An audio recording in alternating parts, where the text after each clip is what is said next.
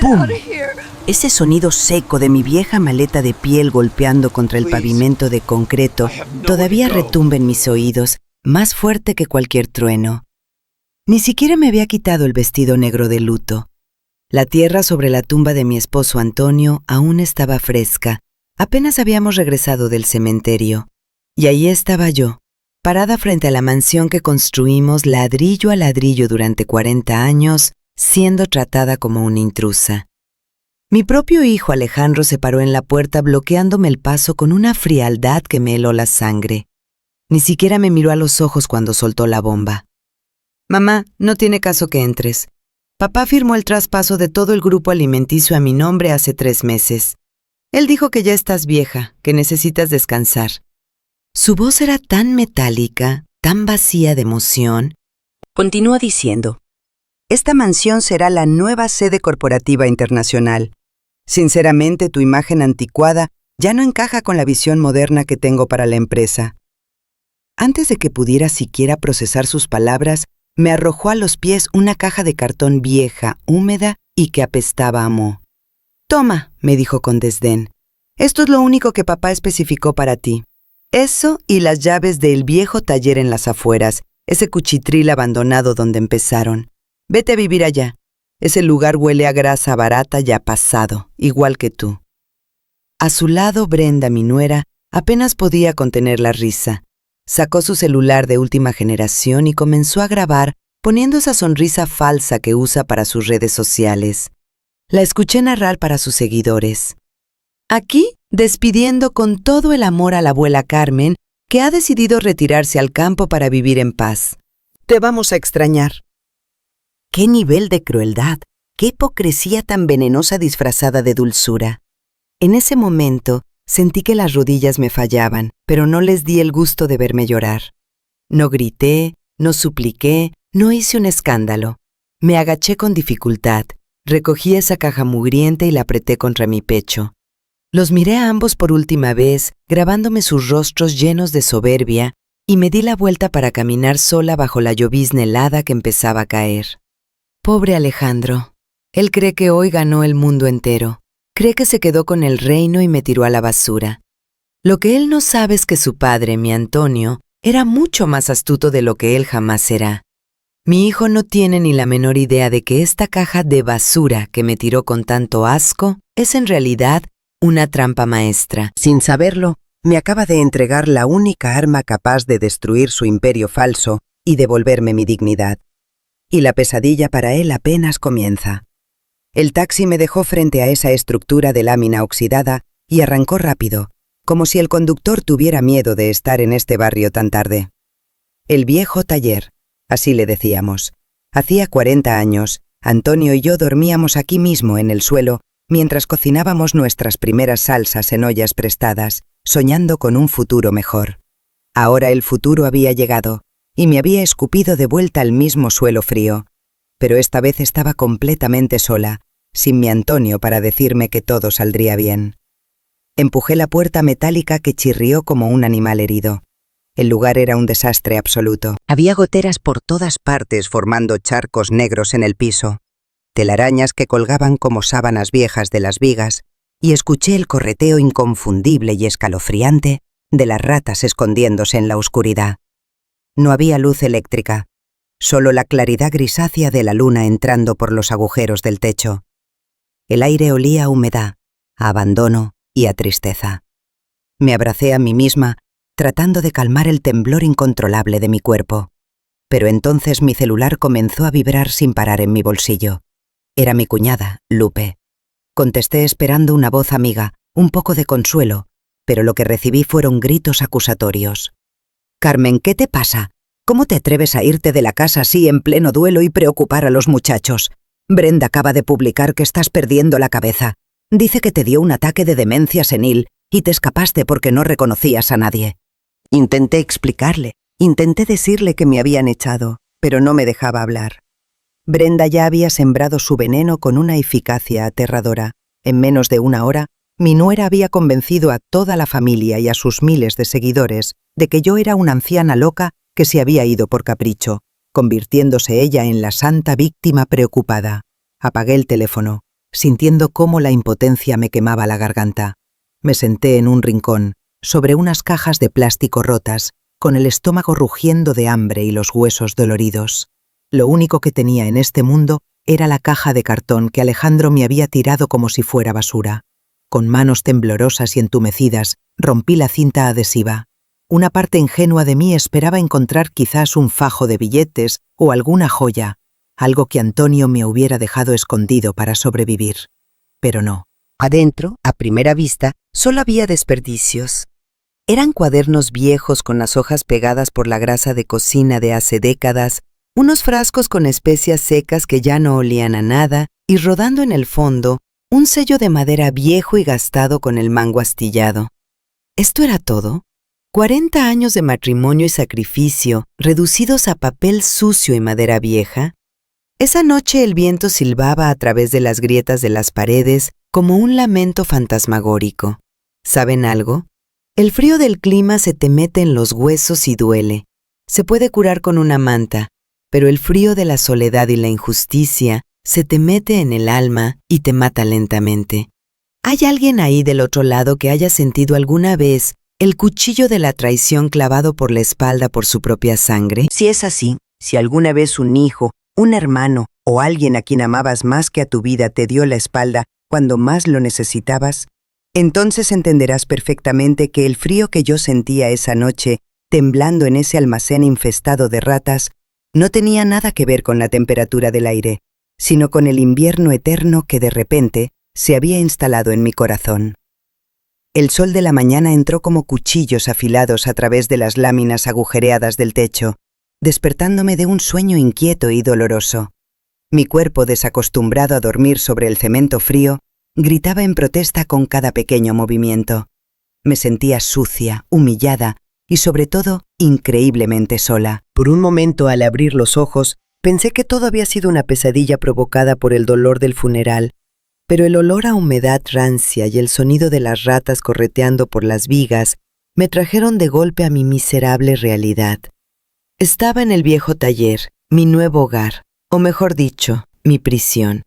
Apenas me estaba incorporando, sacudiéndome el polvo del vestido negro que ya empezaba a verse gris, cuando escuché el sonido inconfundible de un motor fino acercándose por el camino de terracería. El crujido de las llantas sobre la grava me hizo entrar en pánico. ¿Era Alejandro? ¿Venía a burlarse de mí otra vez? ¿O quizás era la policía para desalojarme de aquí también?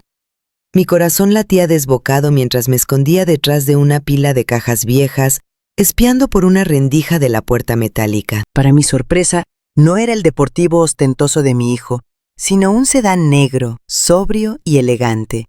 Del auto bajó el licenciado Martínez, el abogado de confianza de mi difunto Antonio, desde hacía más de 30 años. Martínez era un hombre de leyes de la vieja escuela, siempre impecable, pero verlo ahí, caminando con sus zapatos italianos entre el lodo y la basura acumulada frente al taller, me dio una sensación extraña. Abrí la puerta con desconfianza. El hombre se quitó el sombrero en cuanto me vio y pude ver en sus ojos una mezcla de lástima y una furia contenida. «Doña Carmen, perdóneme por venir así, sin avisar y en estas condiciones», dijo. Su voz temblaba ligeramente. Pero tenía que verla. Lo que hizo Alejandro ayer no tiene nombre, es una infamia. Lo invité a pasar aunque no tenía ni una silla limpia que ofrecerle. Martínez miró a su alrededor, arrugando la nariz ante la decadencia del lugar, pero no dijo nada sobre la suciedad. En cambio, sacó un pañuelo, limpió un viejo banco de madera y me indicó que me sentara. Él permaneció de pie, con su maletín de cuero abrazado contra el pecho como si fuera un escudo. «Doña Carmen, necesito que me escuche con mucha atención», comenzó bajando la voz como si las paredes oyeran. «Alejandro cree que ganó. Cree que fue muy astuto al manipular a don Antonio en sus últimos meses, cuando la enfermedad ya le nublaba el juicio, para que le firmara el traspaso de los activos físicos. Y sí, legalmente, Alejandro es ahora el dueño de los edificios, de las fábricas, de los camiones de reparto y de las cuentas bancarias corporativas». Sentí una punzada en el estómago. Escucharlo confirmarlo dolía más que suponerlo. «Entonces es verdad», susurré. «Me quitó todo». «No, doña Carmen, escúcheme bien», me interrumpió Martínez, y sus ojos brillaron con una intensidad que me asustó.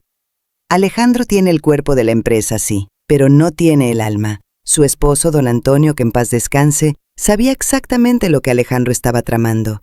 Él conocía la ambición desmedida de su hijo y la influencia tóxica de su nuera Brenda.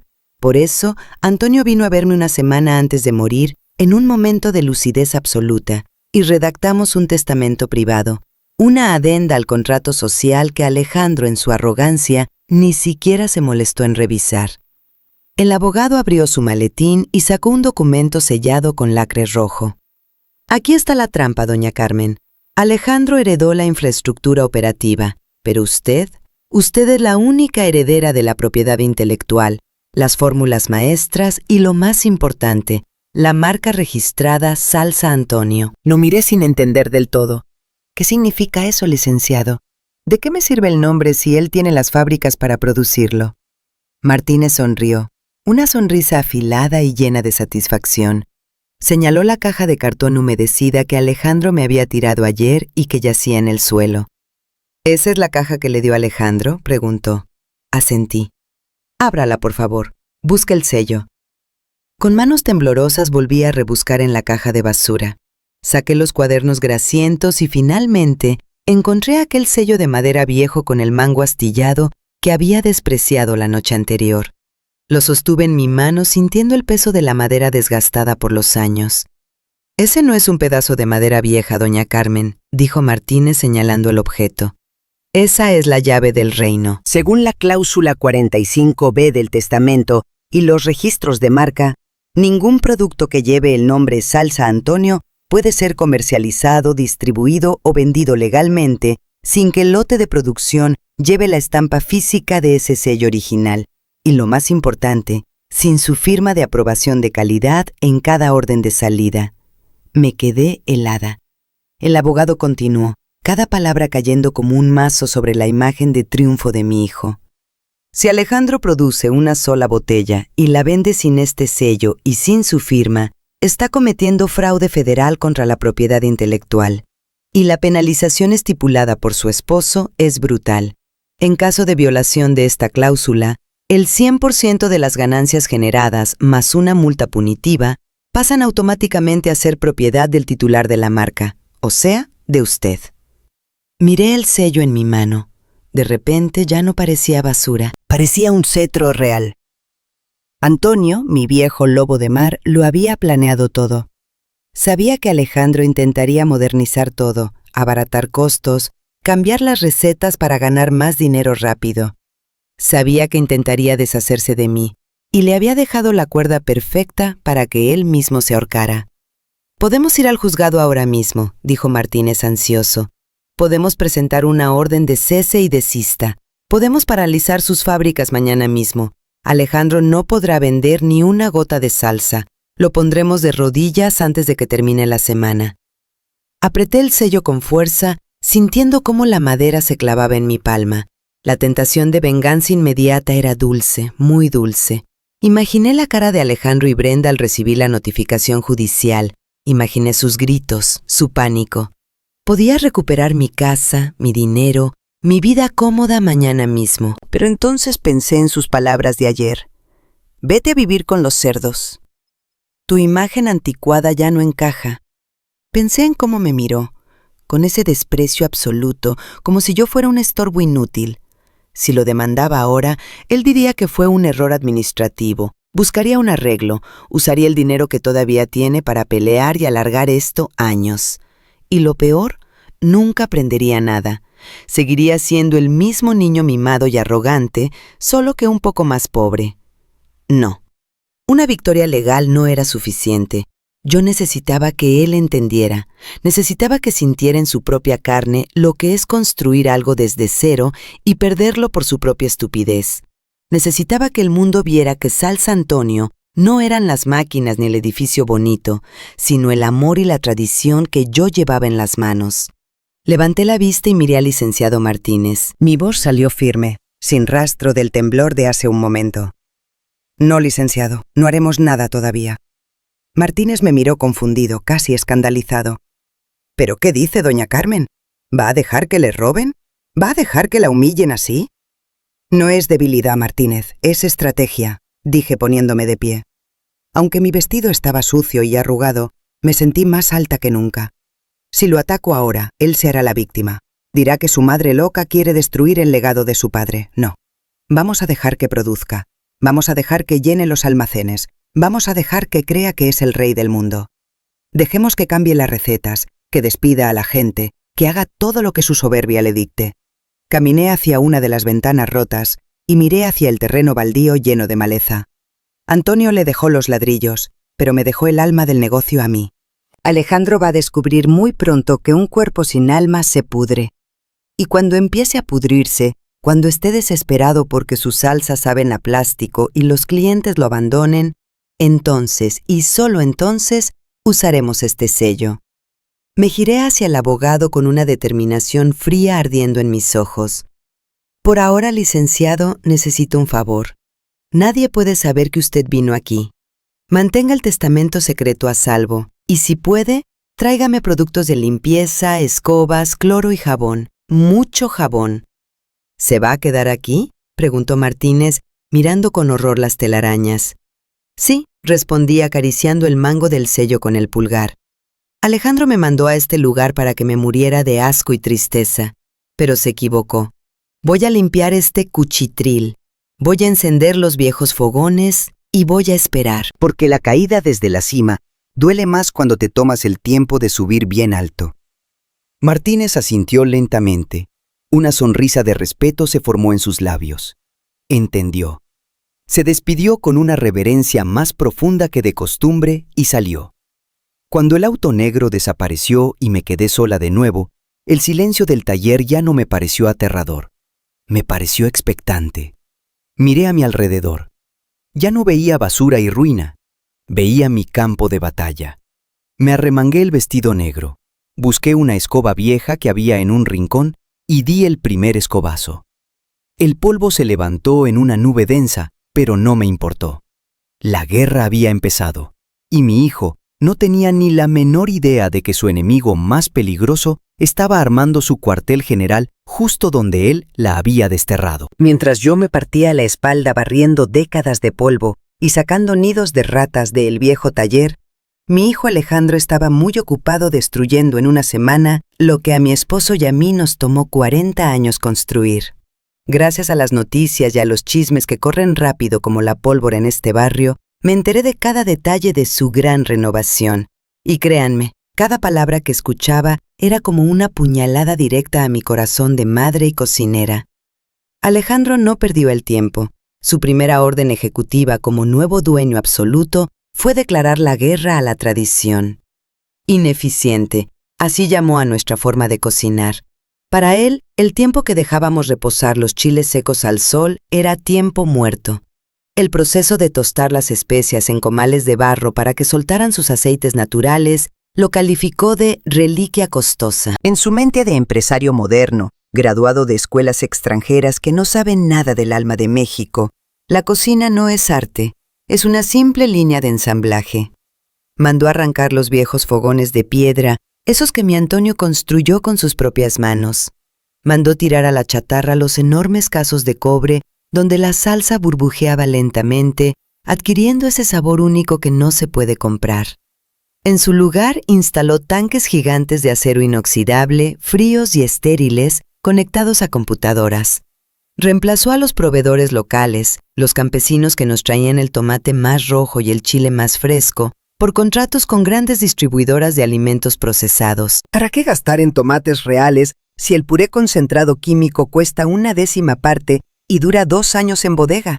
Le escuché decir en una entrevista para un canal de negocios, sonriendo con esa arrogancia que ahora era su máscara permanente. Vamos a multiplicar las ganancias por 10. Menos costo, más volumen. La gente come lo que sea si el empaque es bonito. Qué equivocado estaba. Pero en ese momento, nadie se atrevía a contradecir al joven genio.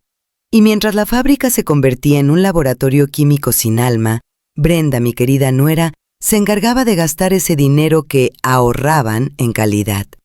La vi en las redes sociales porque, aunque soy vieja, sé usar un teléfono. Organizó una fiesta obscena en los jardines de mi antigua casa para celebrar el relanzamiento de la marca. Había torres de champán, celebridades que en su vida habían probado una salsa picante y fotógrafos por todas partes.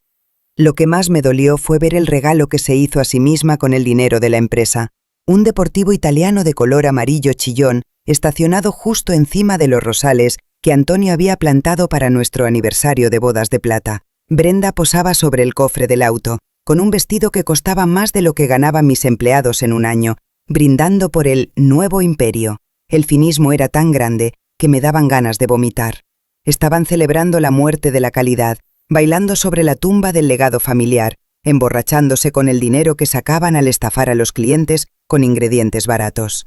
Pero la verdadera tragedia no fue el cambio de maquinaria ni el despilfarro vulgar. La verdadera tragedia tocó a mi puerta 3 días después, bajo una lluvia torrencial que parecía llorar conmigo. Escuché golpes tímidos en la puerta de metal del taller.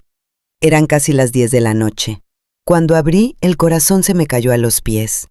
Ahí, empapados, temblando de frío y con los ojos rojos de tanto llorar, estaban ellos. Mis generales, mi verdadera familia. Estaba don Anselmo, el maestro tostador, un hombre de 70 años que conocía el punto exacto del chile guajillo solo con el olfato. Estaba doña Juana, que había supervisado la molienda desde antes de que Alejandro naciera. Estaban Pedro, Lupe y hasta el joven Beto, que apenas empezaba a aprender los secretos del oficio. Eran 10-15 personas amontonadas bajo la lluvia, sosteniendo sus pocas pertenencias en bolsas de plástico. Doña Carmen, dijo don Anselmo, y su voz se quebró. El hombre fuerte que nunca se quejaba estaba sollozando como un niño. Nos corrieron a todos. Los hice pasar inmediatamente buscando toallas viejas, trapos, lo que fuera para secarlos.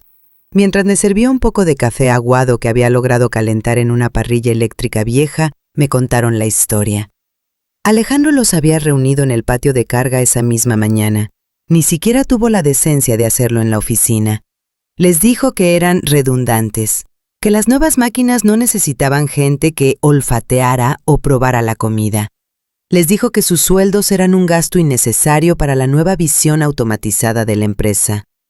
Nos dijo que éramos una carga, susurró doña Juana, limpiándose las lágrimas con el reverso de su mano llena de callos. Dijo que éramos viejos, lentos y obsoletos. Que nos fuéramos a nuestras casas a esperar la muerte porque en su empresa no había lugar para la nostalgia. Y lo peor, patrona, interrumpió Pedro con rabia, es que no nos dio ni un peso de liquidación. Dijo que como no había contratos firmados de la nueva administración, no nos debía nada. Nos echó a la calle como perros después de 30 años de servicio. Miré sus rostros. Eran los rostros de la lealtad traicionada. Estas personas habían cargado a Alejandro cuando era un bebé. Habían cuidado el negocio cuando Antonio enfermó. Eran los guardianes del sabor, los únicos que realmente sabían cómo hacer la magia. Y mi hijo, en su estupidez infinita, acababa de deshacerse del activo más valioso de la compañía, el talento humano. Sentí una furia crecer dentro de mí, pero no era una furia caliente y explosiva. Era una furia fría, sólida, como el acero. Alejandro pensó que al despedirlos estaba cortando grasa, pero lo que hizo fue cortarse la yugular. Me puse de pie y los miré a todos. El taller seguía siendo un desastre. Apenas habíamos limpiado una esquina. No tenía dinero para pagarles. No tenía seguro social que ofrecerles. Apenas tenía para comer yo misma. Pero tenía algo que Alejandro y Brenda nunca tendrían. Honor. Escúchenme bien, les dije, y mi voz resonó en las paredes de lámina. Alejandro dice que son basura. Dice que son viejos e inútiles. Pero yo les digo que ustedes son el alma de este negocio. Sin ustedes, esas máquinas nuevas solo van a producir agua sucia con colorante. Caminé hacia don Anselmo y le puse una mano en el hombro. No tengo dinero para pagarles hoy. No tengo mansiones ni autos deportivos. Miren dónde vivo. Duermo en un catre y peleo con las ratas.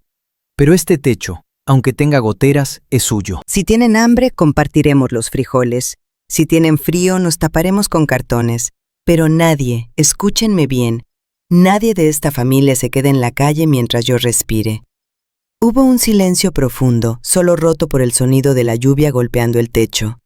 Y entonces vi algo cambiar en sus ojos.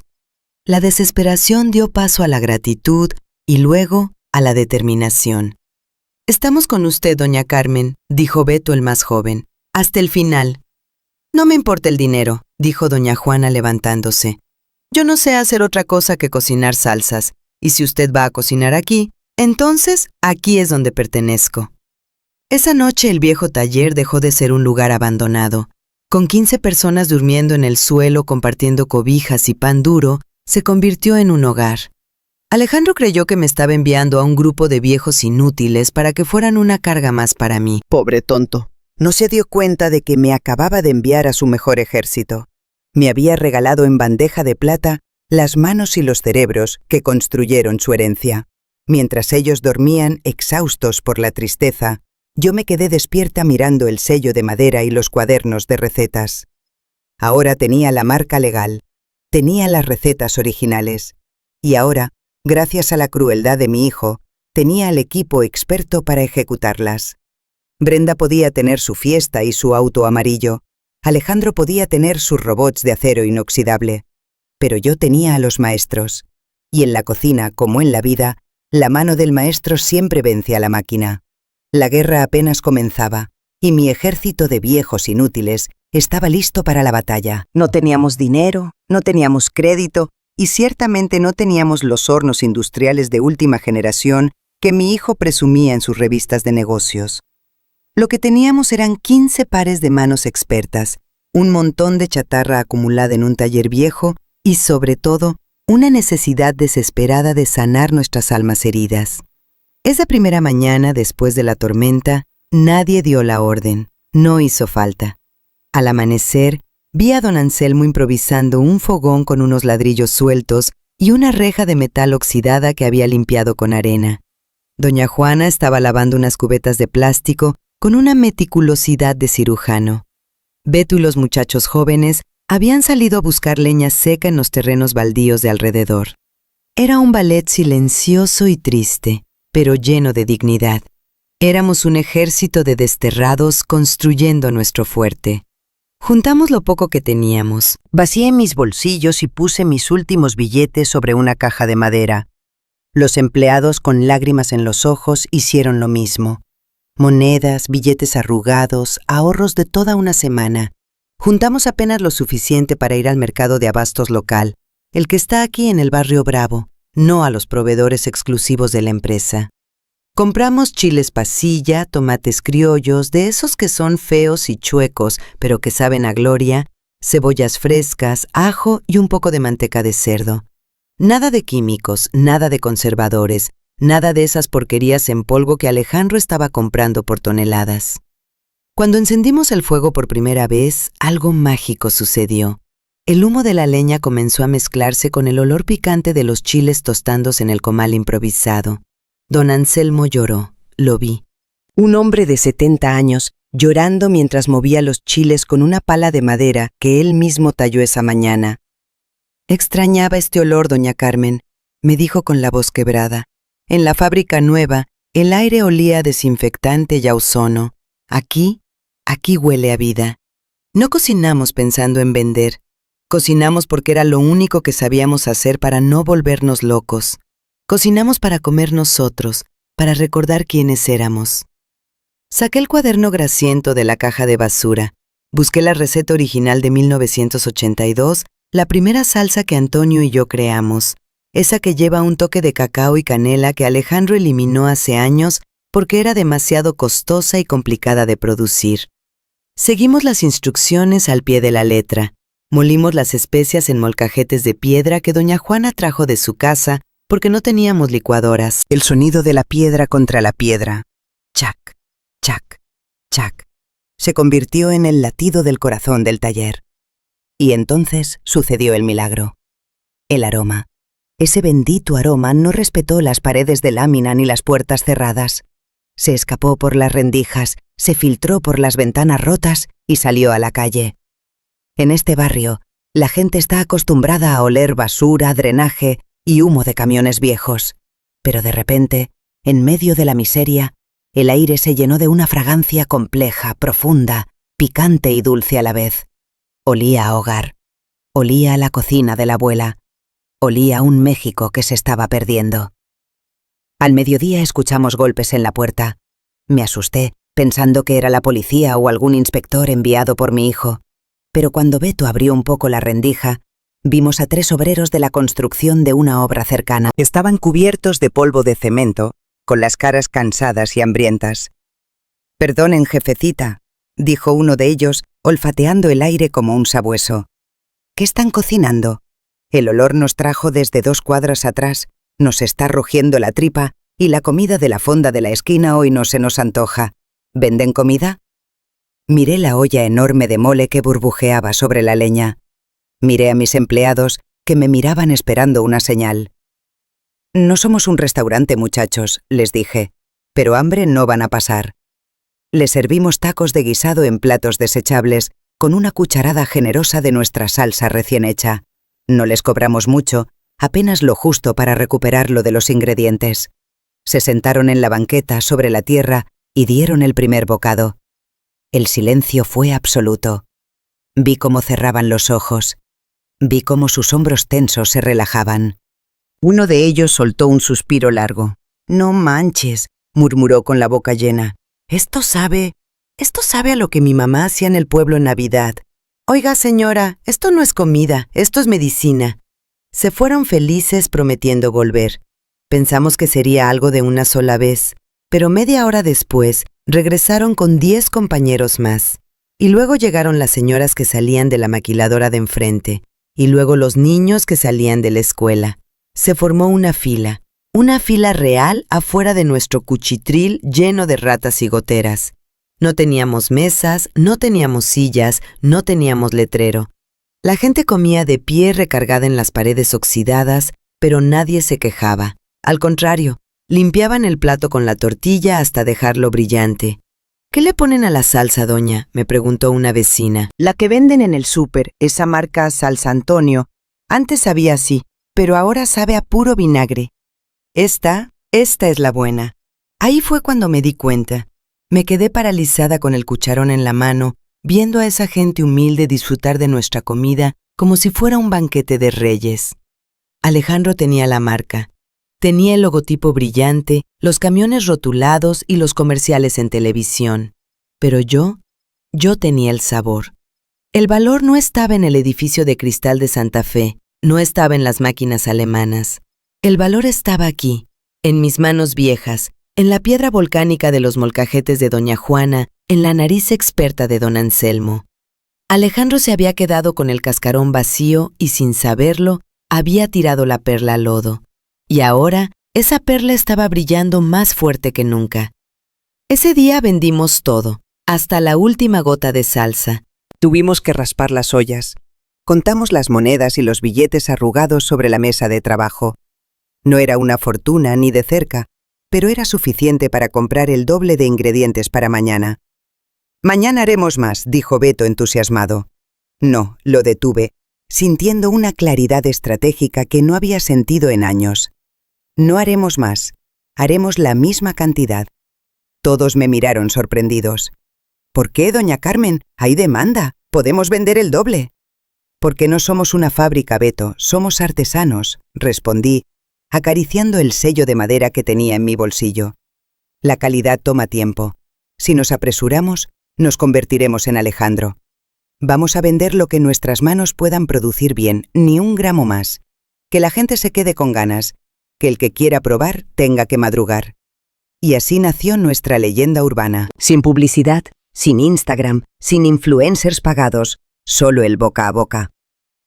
El rumor comenzó a correr por las calles de la ciudad como un secreto a voces. En el barrio viejo, en un taller abandonado, una anciana está cocinando la salsa más increíble del mundo. Dicen que es la receta perdida. Esa noche, mientras limpiábamos, me sentí cansada como nunca. Me dolía la espalda y mis manos ardían por el chile, pero mi corazón estaba lleno. No necesitaba la mansión. No necesitaba el reconocimiento de la alta sociedad. Aquí, entre el humo de leña y las risas cansadas de mi nueva familia, había encontrado mi verdadero poder. Alejandro creía que me había enterrado, pero olvidó que yo soy semilla. Y con un poco de agua y sol, Estaba empezando a brotar justo debajo de sus pies, lista para romper el concreto de su imperio falso. Han pasado 2 meses. 60 días exactos desde que mi hijo me declaró la guerra. Y mientras en mi pequeño taller la fila de clientes daba la vuelta a la manzana, en el rascacielos de cristal donde Alejandro jugaba a ser Dios, los cimientos empezaban a crujir. Dicen que el cliente siempre tiene la razón, pero yo digo algo más simple. La lengua no miente. Puedes engañar a los ojos con etiquetas doradas, puedes engañar a los oídos con comerciales pegajosos, pero no puedes engañar al paladar de un mexicano que ha comido salsa desde que le salieron los dientes. Yo no necesitaba espías industriales para saber que el barco de Alejandro se estaba hundiendo. Solo necesitaba ir al supermercado. Un martes por la tarde me puse una gorra vieja y unos lentes oscuros para que nadie me reconociera y fui al pasillo de salsas de la gran cadena comercial. Ahí estaba, Salsa Antonio. El estante estaba lleno, demasiado lleno. Cuando el producto es bueno, el estante se vacía rápido. Cuando el producto se queda ahí acumulando polvo, es porque algo anda muy mal. Tomé una botella. El diseño había cambiado. Ahora tenía letras modernas, minimalistas, y habían quitado el dibujo del volcán que Antonio había diseñado a mano hace 30 años. Nueva imagen, mismo gran sabor, decía la etiqueta. ¡Qué mentira tan grande! Compré una botella, solo una, y me la llevé al taller. Cuando la abrí frente a don Anselmo y doña Juana, el olor nos golpeó a los 3. No olía a chiles tostados ni a especias. Olía a ácido acético. Olía a plástico. Olía a laboratorio. Vertí un poco en una cuchara y la probé. Tuve que escupirla inmediatamente. «Dios mío», murmuró doña Juana persignándose. «Esto no es comida, Carmen. Esto es una ofensa. Sabe a jarabe de maíz con colorante rojo». Le quitaron el alma, sentenció don Anselmo con tristeza. Cambiaron el chile pasilla por extracto de capsaicina industrial. Es puro picor sin sabor. Te quema la garganta pero no te acaricia el gusto. Esa noche me metí a las redes sociales. Mis nietos me habían enseñado a usar el Twitter y el Facebook años atrás, y aunque nunca publicaba nada me gustaba leer. Lo que encontré fue una masacre. La página oficial de la empresa estaba inundada de comentarios furiosos. No eran 1 o 2, eran miles. ¿Qué le hicieron a la salsa? Sabe a plástico quemado. Mi abuela usaba esta salsa para el mole. Hoy arruiné la comida familiar por su culpa. Sabe a medicina. Deberían darles vergüenza. Subieron el precio y bajaron la calidad. #boicot Salsa Antonio. Cada comentario era un clavo en el ataúd de la reputación que nos costó décadas construir. Me dolía, claro que me dolía ver el nombre de mi esposo arrastrado por el lodo. Pero una parte oscura de mí, esa parte que Alejandro despertó cuando me echó a la calle, sentía una satisfacción fría. El mercado estaba reaccionando. La justicia divina estaba llegando en forma de reseñas de una estrella. ¿Y qué hizo mi brillante hijo ante esta crisis? ¿Fue a la fábrica a probar el producto? ¿Llamó a los ingenieros para corregir la fórmula? ¿Buscó a los viejos maestros para pedir consejo? Por supuesto que no. Alejandro hizo lo único que le enseñaron en su costosa escuela de negocios: culpar a la imagen y tirar dinero al problema. Me enteré por las noticias financieras que Alejandro había despedido a todo el equipo de marketing, gritándoles que eran unos incompetentes que no sabían conectar con las nuevas generaciones. Según él, el problema no era que la salsa supiera a rayos. El problema era que no era cool. Entonces comenzó el circo. De la noche a la mañana, la televisión y el internet se llenaron de anuncios ridículos. Contrató a esos muchachos que llaman influencers o KOLs, gente joven y bonita que en su vida ha cocinado un huevo estrellado. Gastó millones de dólares, dinero que ya no tenía, para que estos chicos salieran bailando en TikTok con la botella en la mano, haciendo retos estúpidos, sonriendo con dientes blanqueados y diciendo: «Salsa Antonio es la onda, güey». Era patético. Ver a una chica de 20 años maquillada como para una gala, fingiendo ponerle salsa a un taco que ni siquiera mordía, era un insulto a la inteligencia del consumidor. La gente no es tonta. La gente sabe cuando le están vendiendo humo. Y los comentarios se pusieron peores. Dejen de gastar en payasos y arreglen el sabor. Se nota que gastaron todo el presupuesto en publicidad y nada en los ingredientes. Pero la verdadera arquitecta del desastre, La mano que mecía la cuna hacia el abismo era Brenda. Tengo un conocido que todavía trabaja en la administración de la mansión, el jardinero viejo que Alejandro no despidió porque nadie más sabe cuidar las orquídeas. Él me contó lo que pasaba dentro de esas paredes de mármol mientras la empresa ardía. Alejandro estaba desesperado por los números rojos. Las ventas habían caído un 40% en 2 meses. Las devoluciones de los supermercados se apilaban en los almacenes. Pero Brenda vivía en otra realidad. «Necesito el nuevo bolso de la colección de París, amor», le exigía a ella mientras él revisaba hojas de cálculo con las manos en la cabeza. Y ya reservé la suite presidencial en Tulum para mi cumpleaños. No puedes cancelarme. ¿Qué van a decir mis seguidores? «No hay flujo de caja, Brenda», le explicaba él sudando frío. «La campaña de marketing costó una fortuna y no está funcionando. Necesitamos reducir costos». Y ahí, en esa conversación, Brenda dio la estocada final. Con esa voz dulce y venenosa que tiene, le dio la idea que terminaría de hundirlos. «Pues corta más costos de producción, tontito», le dijo limándose las uñas. «Nadie nota la diferencia entre el tomate real y la pasta de tomate china. Nadie nota si usas menos especias. La gente es estúpida, Alejandro. Compran por la marca, no por lo que hay adentro. Ahorra ahí. Saca el dinero de los ingredientes y dámelo a mí, que yo soy la que mantiene la imagen de esta familia en alto». Y Alejandro, débil, dominado y cegado por su necesidad de complacerla, obedeció. Esa misma semana dieron la orden a la fábrica. Sustituyeron el azúcar de caña por jarabe de alta fructosa, que es más barato pero empalagoso. Cambiaron el vinagre de manzana artesanal por ácido acético sintético. Y lo peor, el crimen imperdonable. Dejaron de comprar chiles mexicanos. Empezaron a importar polvo de chile genérico de Asia que costaba 1/5 parte. El resultado fue inmediato. La salsa Antonio pasó de ser mala a ser incomible. Ya no era un condimento, era un insulto químico. Yo estaba en el taller cuando probamos el lote de esa semana. Esta vez ni siquiera tuve que probarla. El color lo decía todo. Ya no era ese rojo profundo y oscuro del chile guajillo. Era un rojo brillante, artificial, casi fluorescente. Parecía pintura de uñas. Se acabó, dije cerrando la botella con fuerza. Ya no queda nada de Antonio ahí adentro. Solo queda la avaricia de Brenda y la cobardía de Alejandro. Mis empleados me miraron con preocupación. «¿Qué vamos a hacer, doña Carmen? Si la marca muere, muere el legado de su esposo también». Negué con la cabeza, sintiendo una calma peligrosa. «No, muchachos, el legado no está en esa botella tóxica. El legado está aquí, en esta olla de barro que tenemos en el fuego. Alejandro está cavando su propia tumba y Brenda le está pasando la pala». Esa tarde, mientras revolvía nuestro mole artesanal, pensé en mi hijo. Pensé en cómo estaba tratando de tapar el sol con un dedo, gastando millones en mentiras mientras vendía veneno.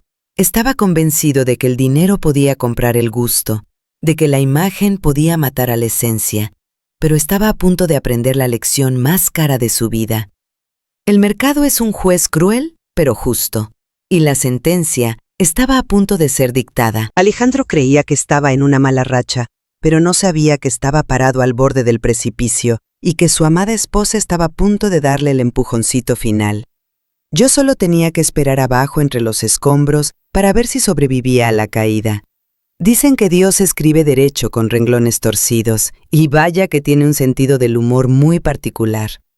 Mientras mi hijo Alejandro quemaba millones de pesos contratando agencias de publicidad de Nueva York y pagando a modelos anoréxicas para que fingieran comer sus tacos de plástico en Instagram, el destino me mandó a un ángel.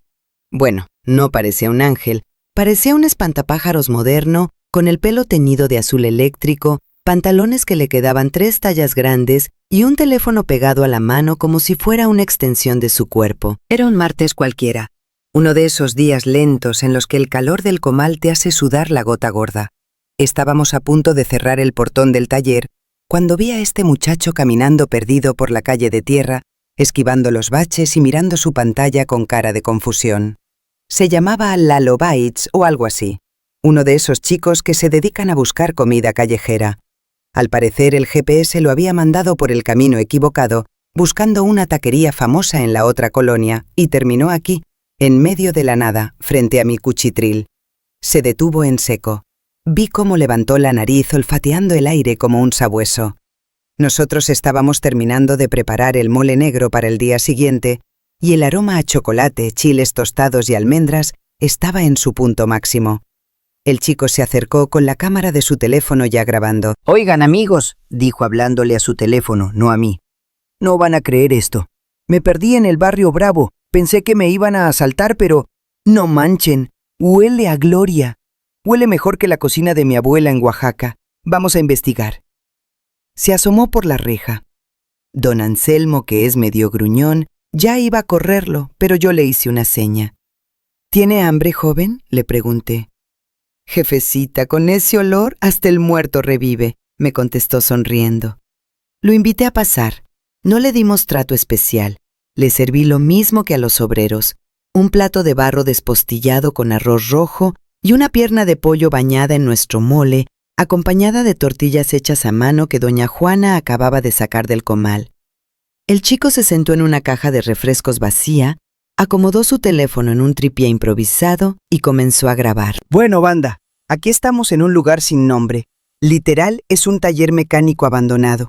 Vamos a ver qué tal. Tomó un pedazo de tortilla, lo mojó en la salsa y se lo llevó a la boca. Lo que pasó después no fue actuación, lo vi en sus ojos.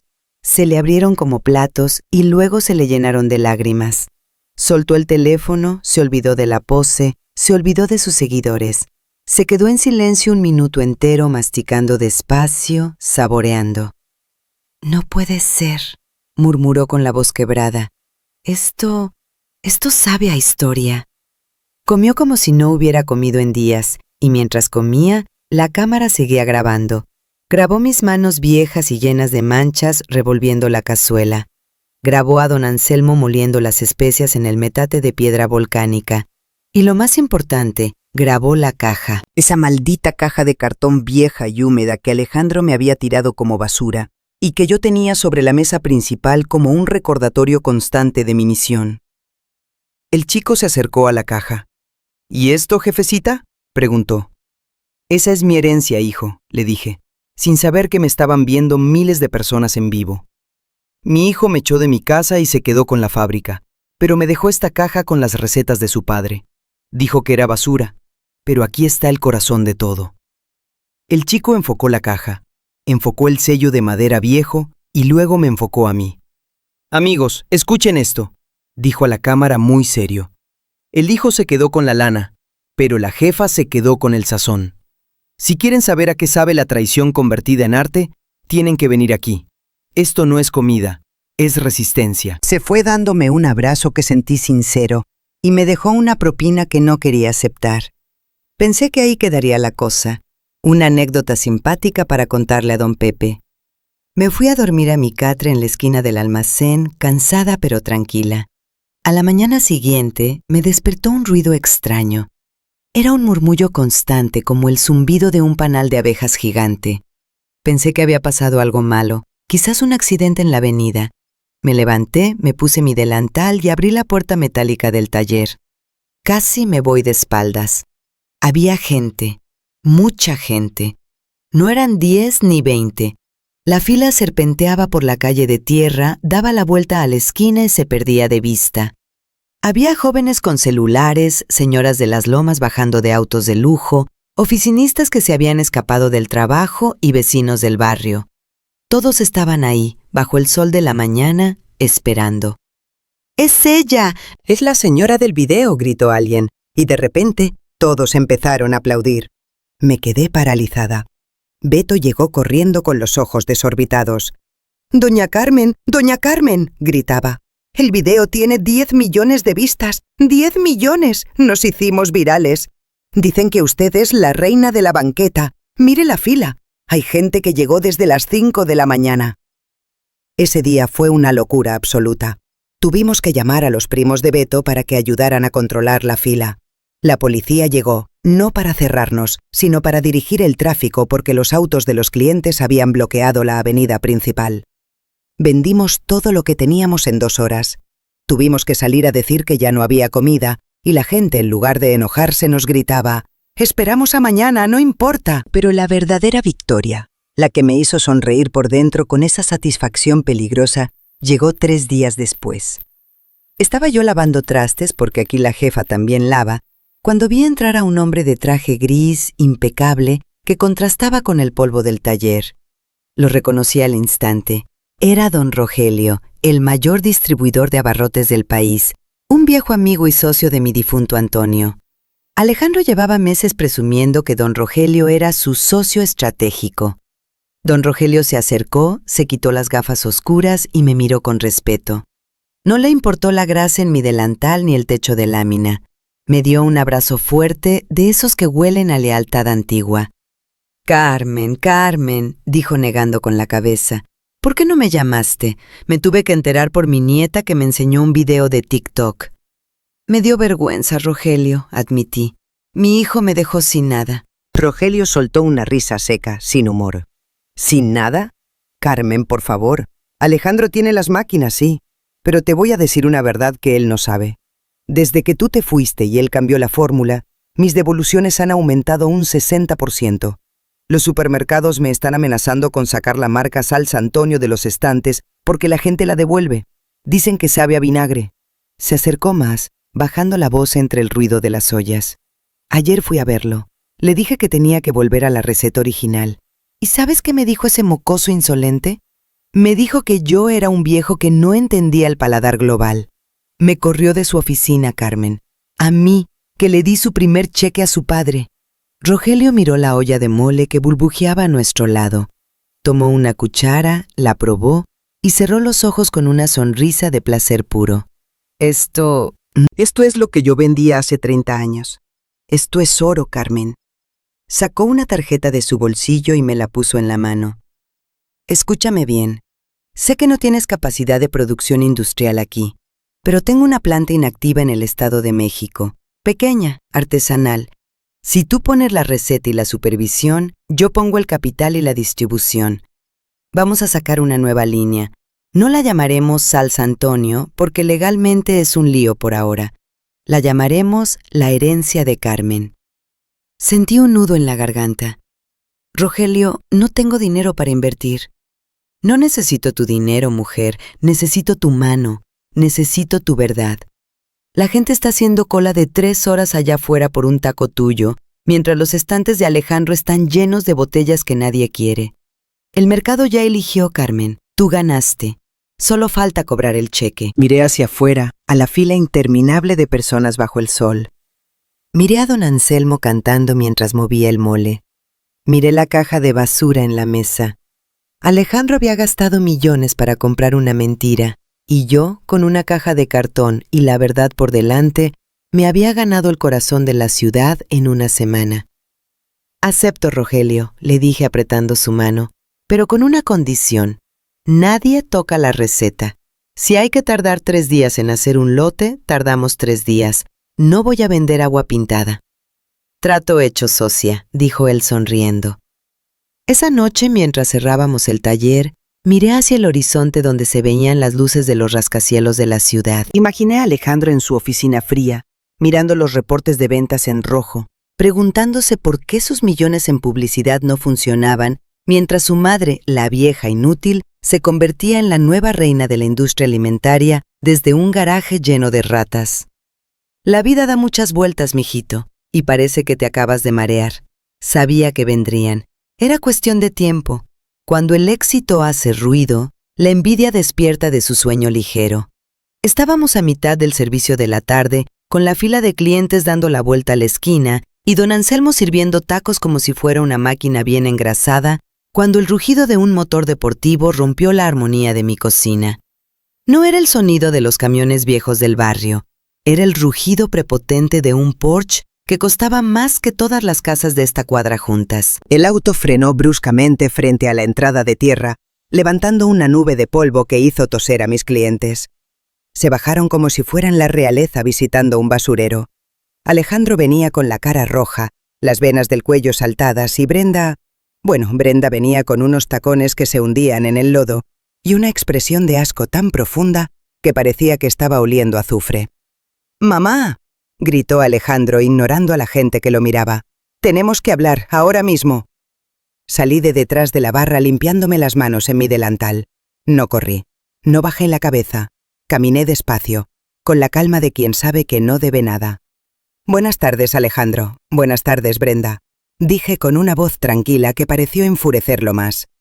Si vienen a comer, tienen que formarse en la fila como todos los demás. Aquí no hay reservaciones VIP. Alejandro soltó una risa nerviosa, casi histérica. Entró al taller pateando una caja vacía. ¿Comer esta porquería, por favor?, gritó señalando mis ollas. Vengo a ponerle fin a este circo, madre. ¿Qué crees que estás haciendo? ¿Jugando a la empresaria? Estás arruinando mi reputación. Tu reputación la arruinaste tú solito cuando cambiaste los ingredientes por basura química. Le respondí sin parpadear. ¡Cállate!, bramó acercándose peligrosamente a mí. Beto y don Anselmo dieron un paso al frente para protegerme, pero levanté la mano para detenerlos. No necesitaba guardaespaldas contra mi propio hijo.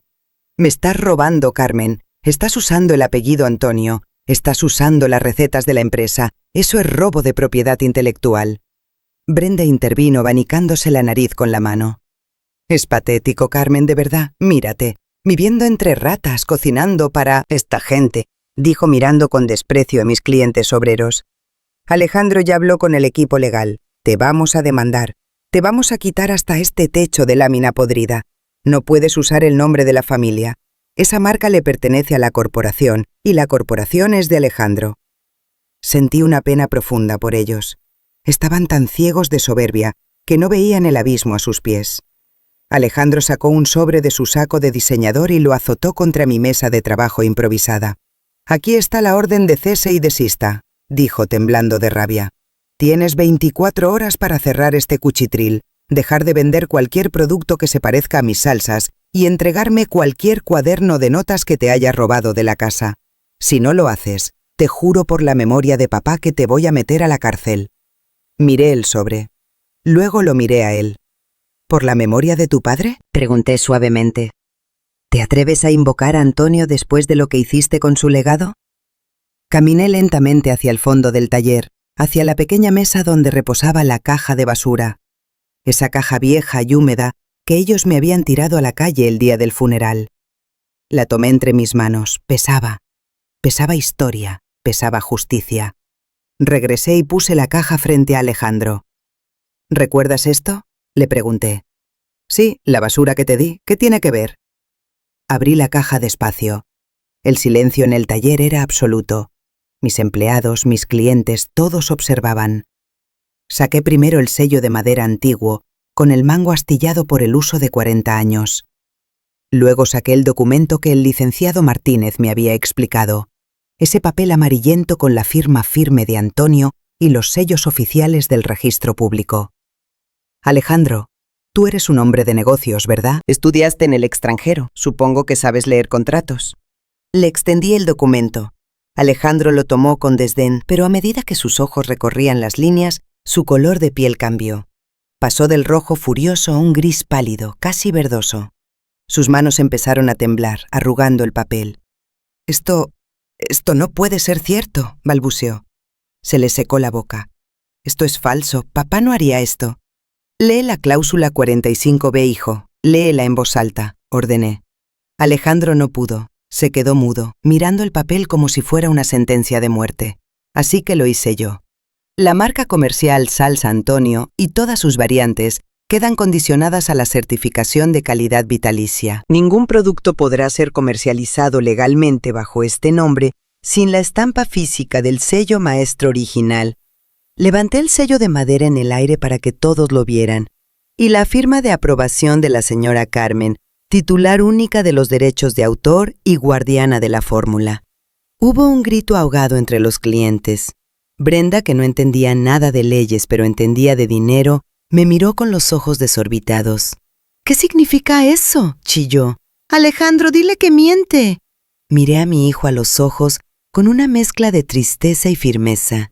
Significa, Brenda, que durante los últimos 3 meses, cada botella que han vendido, cada camión que ha salido de la fábrica es ilegal. Significa que han estado cometiendo fraude federal contra mi propiedad intelectual. Me acerqué a Alejandro y le puse el sello en el pecho, justo sobre su corazón, empujando suavemente. Hijo, tú creíste que al quedarte con los edificios y las máquinas te quedabas con todo. Pero te olvidaste de lo más importante. Tú te quedaste con el cascarón vacío, Alejandro. Pero yo me quedé con la perla. El nombre Antonio me pertenece a mí, no a la fábrica. Alejandro retrocedió como si el sello le quemara. No, susurró. Eso significa que... Significa que todas las ganancias de este trimestre me pertenecen por ley. Terminé la frase por él. Y significa que puedo cerrar tu fábrica mañana mismo con una sola llamada. Tú no viniste a cerrarme el negocio a mí, Alejandro. Tú viniste a pararte frente a la dueña legítima de tu imperio. Tú eres el que está violando la ley. Tú eres el ratero aquí. Alejandro parecía que se iba a desmayar. Se apoyó en la mesa para no caerse. Por primera vez vio la magnitud de su error. Vio que su padre, ese hombre al que él consideraba simple, lo había atado de manos desde la tumba para proteger a su esposa. Pero Brenda no iba a caer sin pelear. Su ignorancia era tan grande como su avaricia.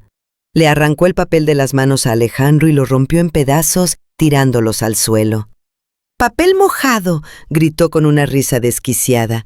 «Esto es ridículo. ¿Crees que un papel viejo y un pedazo de madera nos van a detener? Somos millonarios, vieja estúpida. Tenemos un ejército de abogados corporativos que se comen a gente como tú en el desayuno. Te vamos a aplastar. Voy a hacer que te arrepientas de haber nacido». Alejandro miró los pedazos de papel en el suelo con horror. Él sabía que romper el documento no anulaba el registro legal, pero Brenda vivía en una telenovela. «Váyanse», dije bajando la voz a un tono gélido. «Váyanse de mi taller antes de que llame a la policía por allanamiento y destrucción de propiedad. Y Alejandro, dile a tu esposa que guarde silencio. Cada vez que abre la boca, la demanda se hace más cara». Brenda intentó abalanzarse sobre mí, pero don Anselmo, con sus 70 años y sus brazos fuertes de mover cazuelas, se interpuso como un muro de piedra. Los clientes comenzaron a abuchear. «¡Fuera! ¡Dejen trabajar a la señora! ¡Rateros!». Alejandro agarró a Brenda del brazo y la arrastró hacia la salida. Él no dijo ni una palabra más. Caminaba encorvado, como un hombre que acaba de recibir un disparo en el alma. Al llegar al porche, se giró una última vez. Me miró, y en esa mirada ya no había furia, había miedo. Miedo puro. Cuando el auto arrancó dejando otra nube de polvo, mis empleados estallaron en aplausos y vítores. Beto me abrazó. Don Anselmo se limpiaba las lágrimas. Pero yo no celebré. Me agaché y recogí los pedazos del documento que Brenda había roto. Sabía que la guerra real apenas comenzaba. Brenda tenía razón en una cosa. Ellos tenían abogados sucios y mucho dinero todavía. Iban a intentar destruirme antes de que yo pudiera ejecutar la cláusula. Pero lo que ellos no sabían es que yo ya no tenía miedo. Ya no era la viuda triste que lloraba en la lluvia. Ahora yo era la dueña de la perla y estaba lista para defenderla con uñas y dientes. No creí que se atreviera. De verdad, en el fondo de mi corazón de madre, guardaba una pequeña esperanza de que Alejandro recapacitara después de nuestro enfrentamiento en el taller. Esperaba que al ver el documento legal y el sello en mis manos, entendiera que estaba peleando una guerra perdida. Pero el orgullo es un veneno lento y poderoso, y Brenda era la serpiente que le susurraba al oído para que se lo bebiera todo. Apenas 2 días después de su visita, recibí la notificación. Un notario, avergonzado de tener que pisar mi humilde taller, me entregó la demanda. Alejandro, mi propia sangre, me estaba demandando por uso indebido de marca, daños corporativos y sabotaje industrial. Pedía millones de pesos en compensación y una orden judicial para impedir que yo cocinara. Al leerlo no sentí miedo. Sentí una tristeza infinita. Mi hijo había elegido el camino de la destrucción total, pero Alejandro cometió un error fatal. Subestimó el poder de la opinión pública. La noticia de la demanda se filtró a la prensa. No sé quién fue, tal vez el mismo notario, o quizás alguno de mis clientes que escuchó los rumores. El titular en los noticieros de la noche fue devastador. El gigante de las salsas demanda a su propia madre anciana que vive en un taller abandonado. Si antes la gente estaba molesta por el cambio de sabor, ahora estaban furiosos. Se convirtió en un escándalo nacional. En redes sociales, el hashtag Justicia para Carmen se volvió tendencia mundial en horas. La gente comenzó a subir videos tirando las botellas de salsa Antonio a la basura. Los supermercados, aterrados por la mala imagen, cancelaron pedidos masivos. Y entonces pasó lo inevitable. Las acciones de la compañía, que ya venían tambaleándose, se desplomaron en caída libre. En una sola mañana, el imperio de papel de Alejandro perdió la mitad de su valor. Los inversionistas huían como ratas cuando el barco se hunde. Fue entonces cuando el licenciado Martínez decidió que era hora de soltar la bomba nuclear. La audiencia preliminar fue un espectáculo que nunca olvidaré. Alejandro llegó con un ejército de abogados caros, vestido impecable, pero se le veía demacrado, con ojeras profundas y temblando ligeramente. Brenda no estaba con él. Eso me pareció extraño. Ella, que siempre buscaba los reflectores, no apareció para apoyar a su marido en el momento más crítico. Martínez se paró frente al juez, un hombre serio y canoso, y no solo presentó el testamento y la cláusula 45B, presentó algo más letal, los resultados del laboratorio. Su señoría, dijo Martínez con voz tronadora, el demandante acusa a mi clienta de dañar la marca, pero tenemos pruebas científicas irrefutables de que fue el señor Alejandro quien violó la esencia del contrato. Aquí están los análisis químicos de la salsa producida bajo su gestión. 0% de chile natural, 90% de jarabe de maíz y estabilizantes sintéticos. Ha convertido un patrimonio cultural en un producto chatarra. Ha violado la cláusula de calidad suprema estipulada por el fundador. El juez revisó los papeles frunciendo el ceño cada vez más. Alejandro intentó hablar. Intentó decir que eran ajustes de mercado, pero el juez lo calló con un golpe de mazo. Señor Alejandro, dijo el juez mirándolo con severidad, la evidencia es abrumadora. Usted no solo ha actuado de mala fe contra la titular de los derechos, sino que ha defraudado al consumidor. Dicto sentencia precautoria inmediata.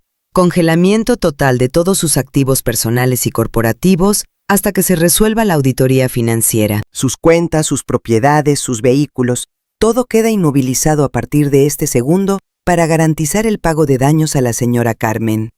Alejandro se quedó blanco como una hoja de papel. Se le doblaron las piernas y tuvo que sostenerse de la mesa. Congelamiento total. Eso significaba que no podía sacar ni un peso del cajero automático. Estaba paralizado. Salió del juzgado corriendo, huyendo de los periodistas que le gritaban preguntas sobre si le daba vergüenza demandar a su madre.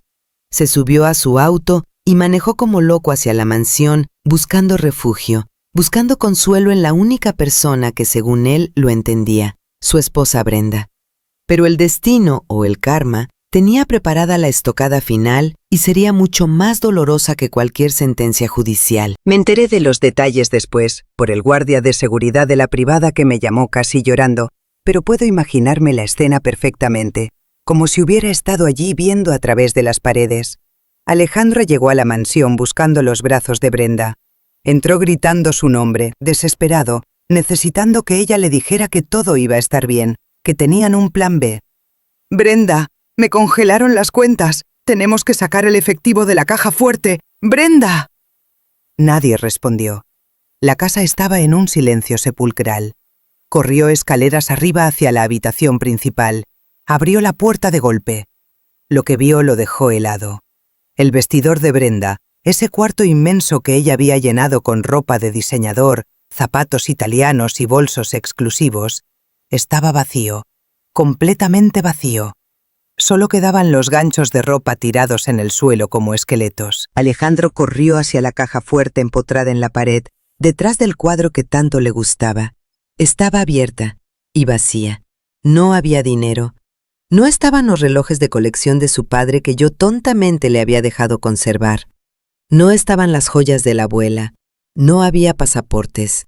Brenda no solo se había ido, había saqueado la casa.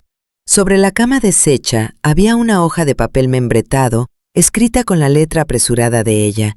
Alejandro la leyó y dicen que su grito de dolor se escuchó hasta la calle. La nota era breve, cruel y directa, tal como era ella en realidad. Alejandro, vi las noticias. Se acabó. Sabía que eras un inútil, pero no pensé que fueras tan estúpido como para perderlo todo contra una vieja que cocina en un basurero. Me llevo lo que puedo vender. Considéralo mi indemnización por haber aguantado tu incompetencia y tus lloriqueos estos años. No me busques.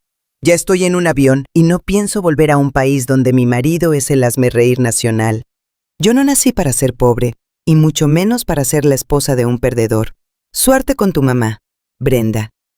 Ahí, en esa habitación fría y vacía, rodeado de lujos que ya no le pertenecían, Alejandro se derrumbó.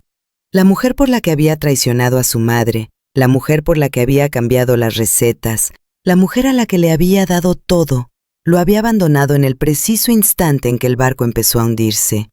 Se había llevado hasta el último centavo líquido que quedaba antes de que el banco bloqueara las cuentas. Esa tarde, el guardia me contó que lo encontraron sentado en el suelo del vestidor vacío, mirando a la nada, sosteniendo la nota arrugada. No lloraba, estaba en shock.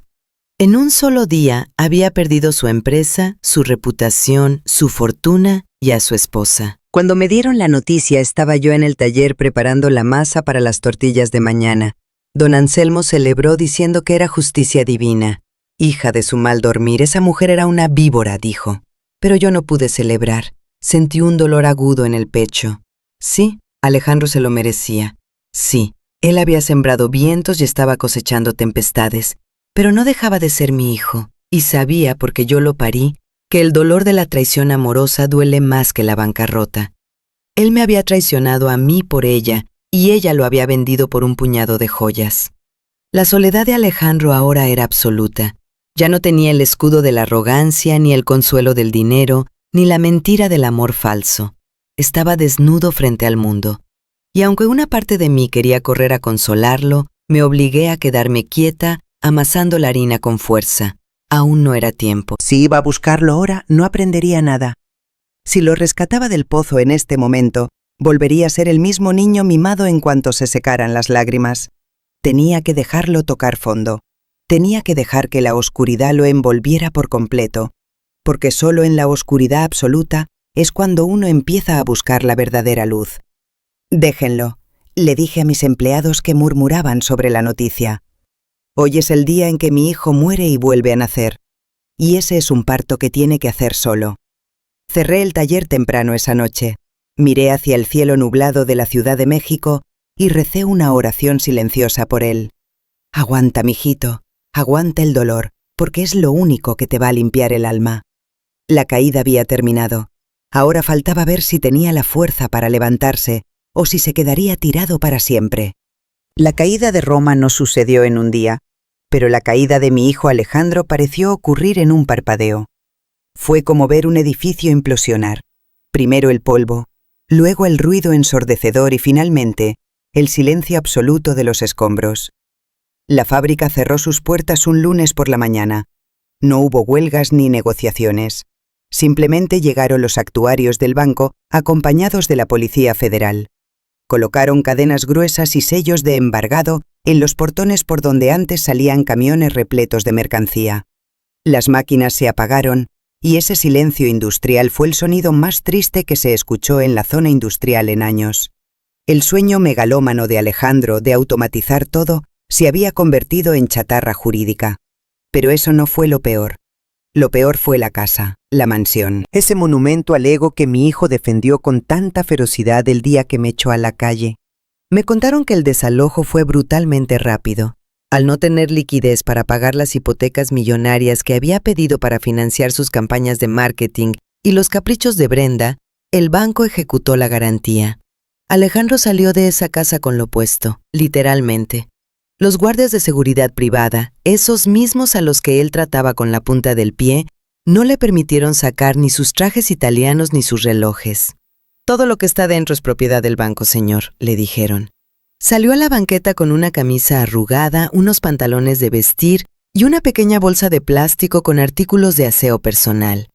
Brenda se había llevado el auto deportivo, las joyas y el dinero. El banco se quedó con la casa y la fábrica. ¿Y Alejandro se quedó con la nada. Bueno, no exactamente con la nada. Le quedó una cosa. Un viejo sedán gris, un modelo 2005 todo golpeado, que usábamos para los mandados de la empresa hace años. Estaba a nombre de una filial fantasma que el banco pasó por alto en el primer barrido de activos. Ese coche que Alejandro siempre llamó la carcacha vergonzosa y que quería mandar al deshuesadero, se convirtió en su único refugio, su casa, su cama y su fortaleza de soledad. Contraté a un investigador privado, no para espiarlo con malicia, Dios me libre, sino porque soy su madre. Necesitaba saber que estaba vivo, necesitaba saber que no haría una locura. El señor Ramírez, un hombre discreto y de confianza, venía a mi taller cada 2 noches con un sobre Manila. Esas noches fueron las más largas de mi vida. Mientras mis empleados dormían o celebraban el éxito creciente de nuestro negocio, porque sí, la herencia de Carmen ya se vendía como pan caliente en todo el estado. Yo me encerraba en mi pequeña oficina improvisada, encendía una lámpara vieja y abría el sobre con manos temblorosas. Las fotos me partían el alma en 1000 pedazos. Ahí estaba mi hijo, mi Alejandro, el niño al que yo le planchaba el uniforme escolar, el joven brillante que se graduó con honores. En las fotos se le veía durmiendo en el asiento trasero del auto viejo, encogido en posición fetal, tapándose con un saco sucio para protegerse del frío de la madrugada. Estacionaba el coche en el rincón más oscuro de un estacionamiento público de 24 horas, cerca de una tienda de conveniencia para usar el baño. En otra foto se le veía contando monedas en la palma de su mano para comprar un café y un hot dog barato. Él que hace un mes pedía botellas de vino de 10,000 pesos sin mirar la carta. Él que despreciaba mis tacos por ser comida de pobres. Ahora sobrevivía con las obras de la sociedad. Doña Carmen, me dijo Ramírez una noche con la voz suave, el muchacho está mal. Ha perdido mucho peso. Lo vi buscando comida en los contenedores detrás de una panadería ayer por la noche. Sacó unas piezas de pan duro que iban a tirar. Sentí que me faltaba el aire. Me llevé la mano al pecho sintiendo una punzada física, real. Mi hijo comiendo basura. Mi hijo pasando hambre mientras yo tenía las ollas llenas de mole y arroz aquí mismo. ¿Quiere que le lleve algo?, preguntó Ramírez viendo mis lágrimas caer sobre las fotografías. Puedo dejarle una canasta con comida y dinero anónimamente. Nadie tiene por qué saber que fue usted. Ese fue el momento más difícil de toda esta pesadilla. Mi instinto de madre gritaba sí.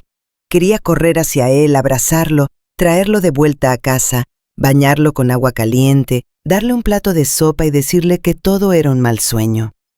Quería sacar mi chequera y pagar sus deudas, rescatarlo del frío, evitarle el sufrimiento. Es lo natural, ¿no? Una madre daría la vida para que su hijo no sufra ni un rasguño. Pero entonces recordé sus palabras. Vete a vivir con los cerdos. Recordé su soberbia. Recordé cómo trató a don Anselmo, a doña Juana, a la gente que lo vio crecer. Y recordé a Brenda, y cómo él eligió la ilusión del dinero sobre la lealtad de la sangre. Alejandro no estaba sufriendo por mala suerte, estaba sufriendo por sus decisiones. Si yo iba ahora y lo rescataba, si le ponía un colchón suave para amortiguar su caída, no aprendería nada. Solo aprendería que mamá siempre estará ahí para limpiar su desastre. Aprendería que puede ser cruel y arrogante y que al final no hay consecuencias reales porque alguien lo salvará. Si lo rescataba hoy, mañana volvería a ser el mismo tirano, tal vez un poco más cauteloso, pero igual de vacío por dentro. Me sequé las lágrimas con el borde de mi delantal y miré a Ramírez a los ojos. No, dije, y mi voz sonó ronca pero firme. No le lleves nada. Ni una tortilla, ni una moneda. Ramírez me miró sorprendido, tal vez juzgándome. ¿Está segura, señora? Se ve muy mal. Estoy segura, Ramírez. Me levanté y caminé hacia la ventana, mirando hacia la oscuridad de la ciudad donde mi hijo dormía en un coche frío. Escúcheme bien, le dije al detective, aunque en realidad me lo estaba diciendo a mí misma. Hijo, te duele a ti, pero a mí me duele 10 veces más. Cada noche que pasas frío, yo tiemblo en mi cama. Cada vez que te ruge la tripa, a mí se me cierra el estómago. Pero si te levanto ahora, si te saco del pozo antes de tiempo, te vas a caer toda la vida.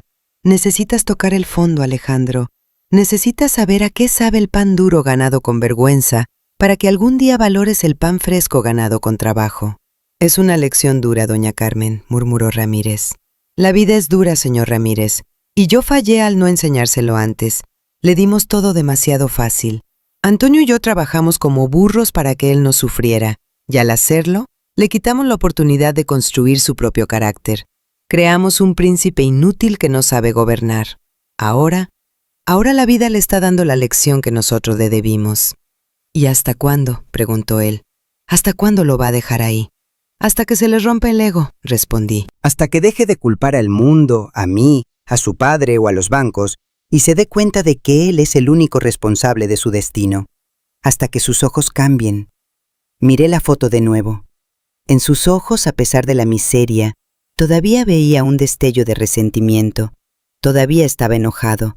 Todavía creía que era una víctima de la injusticia.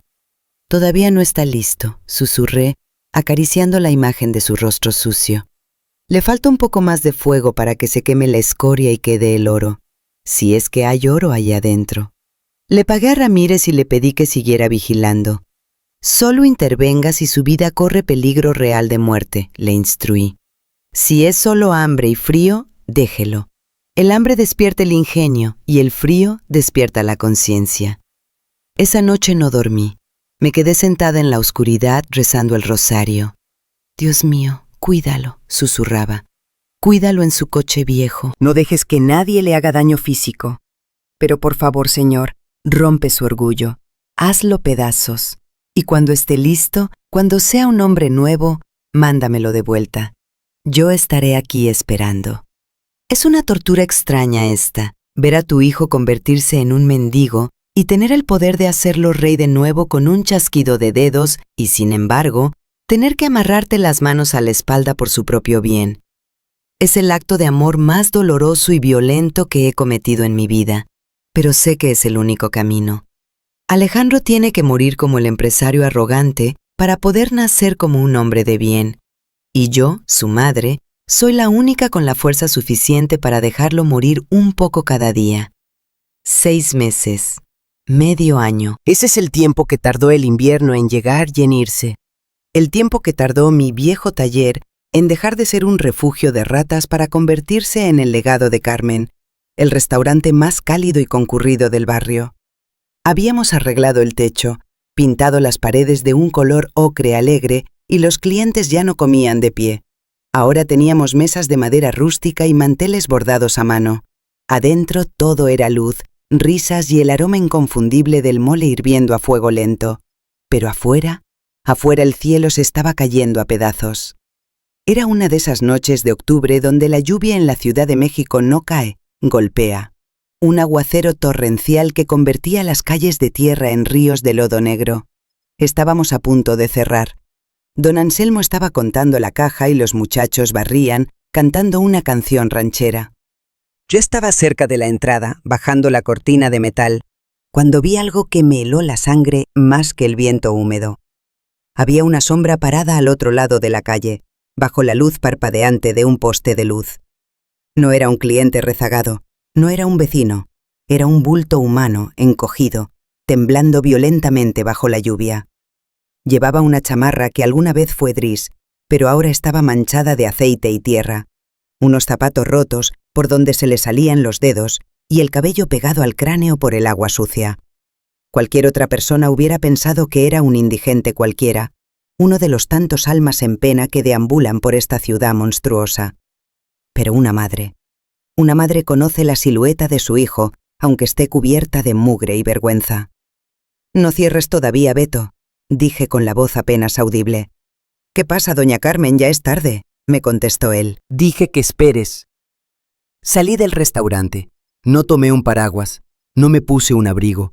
Sentí que necesitaba sentir la misma lluvia que lo estaba mojando a él. Caminé despacio hacia la orilla de la banqueta. El agua me empapó en segundos, mezclándose con el sudor de la cocina. La figura alzó la vista. Cuando nuestros ojos se encontraron, vi el terror puro. Ese hombre esquelético, con la barba crecida y la piel cetrina pegada a los huesos, hizo el amago de correr. Quiso huir, esconderse en la oscuridad, desaparecer antes de que yo lo viera así. Pero las piernas no la respondieron. Estaba demasiado débil. Dio 2 pasos vacilantes hacia mí y luego, como si le hubieran cortado los hilos a una marioneta, se desplomó. Cayó de rodillas en el lodo, salpicando sus pantalones ya arruinados. No se levantó. Se quedó ahí, con la cabeza gacha, llorando. Pero no era el llanto berrinchudo que le conocía. Era un aullido silencioso, el sonido de algo que se rompe por dentro irremediablemente. Me acerqué a él. Mis zapatos se hundieron en el barro. Estaba a 1 metro de distancia. Podía olerlo. Olía a calle, a sudor rancio, a humedad y a desesperación.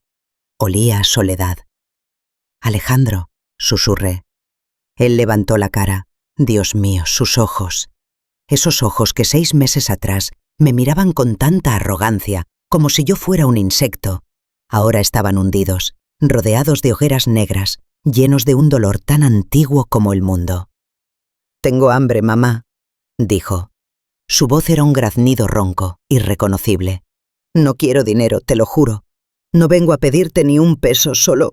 Por favor, me regalas un poco de caldo, lo que haya sobrado, lo que le vayan a dar a los perros.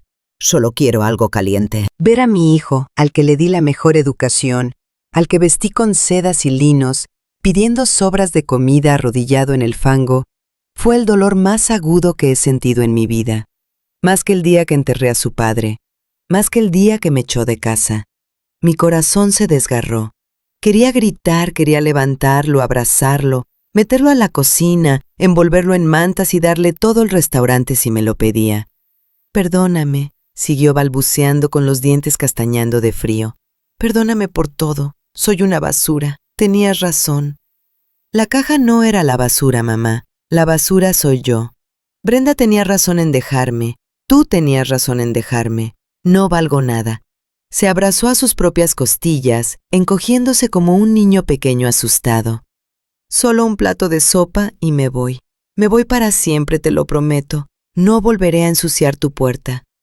Mis empleados habían salido al porche. Don Anselmo temía una barra de metal en la mano, pensando que era un asaltante, pero al ver quién era, la bajó lentamente.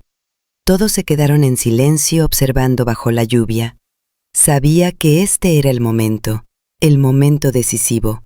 Si lo abrazaba ahora y lo sentaba en la mesa principal como el hijo pródigo, si lo trataba como a una víctima, confirmaría su debilidad. Le enseñaría que la lástima es una moneda de cambio. Pero yo no quería que mi hijo viviera de lástima. Yo quería que viviera de dignidad. Me tragué las lágrimas que me quemaban la garganta. Endurecí mi postura, aunque por dentro me estaba desmoronando. «Levántate», le ordené. Alejandro me miró, confundido por mi tono firme. «Mamá, por favor». «¡Que te levantes!», grité más fuerte que el trueno. «Un hijo mío no se arrastra ante nadie, ni siquiera ante su madre. Ponte de pie, carajo». Alejandro, asustado y sorprendido, sacó fuerzas de no sé dónde y se puso de pie tambaleándose. Estaba temblando, empapado, patético. «Entra», le dije señalando la puerta del restaurante. Él negó con la cabeza. «No, mamá, estoy sucio. Apesto. Voy a manchar el piso. Tus clientes. Entra». Caminó arrastrando los pies, pasando junto a don Anselmo y los demás, que lo miraban no con odio, sino con una profunda pena. Entró al calor del restaurante y el contraste pareció marearlo. Se quedó parado junto a la puerta, goteando agua negra sobre el piso limpio. Fui a la cocina. Mis manos temblaban tanto que casi tiro las cosas. Agarré un plato hondo. Le serví caldo de pollo hirviendo, con mucha carne y verduras. Agarré unas tortillas calientes. Regresé y se lo puse en una mesa del rincón. «Come», le dije. Alejandro se sentó y comió como un animal, con desesperación. Se quemó la boca, pero no le importó. Lloraba y comía al mismo tiempo, las lágrimas cayendo dentro del plato. Lo vi recuperar el color en las mejillas. Lo vi volver a la vida con cada cucharada de ese caldo que yo había preparado con mis propias manos. Cuando terminó, limpió el plato con la tortilla hasta dejarlo reluciente. Se quedó sentado ahí con la cabeza baja, esperando que lo corriera, esperando el regaño, esperando el «te lo dije». Me acerqué a él nuevamente. Él se encogió, esperando el golpe verbal. «Gracias, mamá», susurró sin mirarme. «Ya me voy. Gracias por salvarme la vida». Se levantó para irse de nuevo a la oscuridad, a su coche frío, a su miseria. «Si cruzas esa puerta», le dije deteniéndolo en seco, No vuelvas nunca. Alejandro se giró con los ojos llenos de pánico. ¿Qué? Si te vas ahora, Alejandro, no regreses. Aquí no es beneficencia pública. Aquí no regalamos comida a vagabundos que pueden trabajar. Pero, mamá, mírame. No tengo nada. No soy nadie. ¿Qué quieres que haga? Metí la mano en el bolsillo de mi delantal. No saqué dinero. No saqué un cheque. No saqué las llaves de una casa nueva. Saqué un trapo blanco, doblado, sencillo. Un mandil. Un mandil de lavaplatos, el más bajo en la jerarquía de la cocina. Caminé hacia él y se lo extendí. Tienes una deuda conmigo, Alejandro. Una deuda de honor. Y las deudas en esta casa se pagan trabajando. Alejandro miró el mandil como si fuera un objeto extraterrestre. ¿Quieres que trabaje aquí? Quiero que te ganes ese plato de sopa que te acabas de comer, le dije mirándolo fijamente a los ojos. Vas a empezar mañana a las 6 de la mañana. Vas a lavar los baños. Vas a tallar las ollas con cochambre hasta que te sangren los dedos. Vas a barrer la banqueta. Vas a ganar el salario mínimo. Y de ahí te voy a descontar la comida y el techo, porque vas a dormir en la bodega de atrás, en el mismo catre donde yo dormí cuando tú me echaste. Hubo un silencio tenso. Don Anselmo contuvo la respiración. No vas a ser el gerente, continué implacable. No vas a tocar la caja registradora. Y no vas a cocinar hasta que yo diga que eres digno de tocar mis ingredientes. Vas a ser el mozo. Vas a ser el último de la fila. Y si escucho una sola queja, una sola muestra de esa soberbia maldita que te destruyó, te juro por Dios que te pongo en la calle y esta vez será para siempre. Alejandro miró el mandil. Luego miró mis manos callosas. Luego miró a don Anselmo, el hombre al que había despedido y que ahora lo miraba con expectación. Por un momento, tuve miedo. Miedo de que su orgullo fuera incurable. Miedo de que me tirara el mandil a la cara y prefiriera morir de hambre a servir. Pero entonces vi algo romperse definitivamente dentro de él. Sus hombros bajaron, exhaló un aire que llevaba guardando años. Extendió su mano temblorosa, sucia y lastimada, y tomó el mandil. Lo apretó contra su pecho como si fuera un tesoro más valioso que cualquier reloj de oro que hubiera tenido. Sí, jefa, dijo, y por primera vez en su vida la palabra sonó con respeto real. A las 6 de la mañana, lavaré los baños, haré lo que sea. Gracias, gracias por dejarme entrar. No lo abracé, quería hacerlo, Dios sabe que quería hacerlo, pero sabía que el abrazo tendría que ganárselo, igual que el pan. Vete a bañar a la pila de atrás con la manguera, le dije secamente. Hay ropa de trabajo vieja en la bodega y descansa. Mañana vas a trabajar como nunca has trabajado en tu vida. Alejandro asintió, se dio la vuelta y caminó hacia la parte trasera del restaurante, hacia la zona de servicio. Caminaba cojeando, derrotado, pero caminaba hacia adentro, no hacia afuera. Esa noche, mientras apagaba las luces del restaurante, me permití llorar. Lloré de alivio, lloré de pena, pero sobre todo, lloré de esperanza. Porque esa noche, bajo la lluvia y el lodo, mi hijo el empresario había muerto, y mi hijo el hombre acababa de nacer. Y yo sabía, con esa certeza que solo tienen las madres, que con el tiempo, un buen jabón y mucho trabajo duro, ese mandil blanco terminaría limpiando su alma mucho mejor que cualquier traje de seda. Esa misma noche, antes de que se fuera a dormir a la bodega, se lo dejé muy claro. Le dije, Alejandro, voy a usar mis ganancias para liquidar tus deudas con el banco y con los proveedores. No quiero que mi hijo sea un convicto. Pero escúchame bien. Ese dinero es un préstamo, no un regalo. Y aquí no vas a ser el director, ni el gerente, ni el supervisor. Vas a ser el lavaplatos. Ganarás el salario mínimo y trabajarás turnos dobles durante 3 años. Si aguantas, si demuestras que has cambiado de verdad, entonces y solo entonces te enseñaré el secreto de la salsa. Si no te gusta, la puerta sigue abierta. Alejandro no bajó la mirada. Con los ojos rojos pero limpios me dijo, acepto, mamá, acepto todo. Hoy ha pasado exactamente 1 año desde esa noche de lluvia. Si miran hacia la cocina ahora mismo lo verán. Ahí está Alejandro. Lleva el mandil manchado de mole, está sudando la gota gorda cargando una charola pesada con platos sucios y el calor de los fogones es insoportable. Pero fíjense bien en su cara. Está sonriendo. No esa sonrisa falsa de las fotos de revista, sino una sonrisa real, abierta. Bromea con don Anselmo, ayuda a doña Juana a picar cebolla sin quejarse y trata a cada cliente como si fuera familia. Ya no tiene el Porsche ni la mansión, pero por primera vez en su vida tiene paz. La gente me pregunta si no me arrepiento de haber sido tan dura. Yo les contesto que la herencia más grande que le voy a dejar a mi hijo no son los millones de la marca, ni los terrenos, ni la fama. La verdadera herencia es esta lección de humildad. A veces Dios tiene que quitarnos todo lo que tenemos en los bolsillos para obligarnos a encontrar lo que realmente importa, que siempre estuvo ahí, a nuestro lado. ¿Y tú? ¿Crees que fui una madre demasiado cruel con mi propia sangre? ¿O piensas que Alejandro merecía un castigo todavía peor por haberme echado a la calle? Por favor, escribe tu opinión en los comentarios. Te prometo que los leeré todos. Si esta historia tocó alguna fibra en tu corazón, o si conoces a alguien que esté pasando por una tormenta familiar, regálame un me gusta y comparte este video. Tal vez tus palabras sean el abrazo que alguien necesita hoy. No olvides suscribirte al canal y activar la campanita para que no te pierdas la historia de mañana, porque aquí, la vida siempre cobra sus facturas. Gracias por escucharme y por ser parte de mi familia. Soy Carmen y esta fue mi verdad.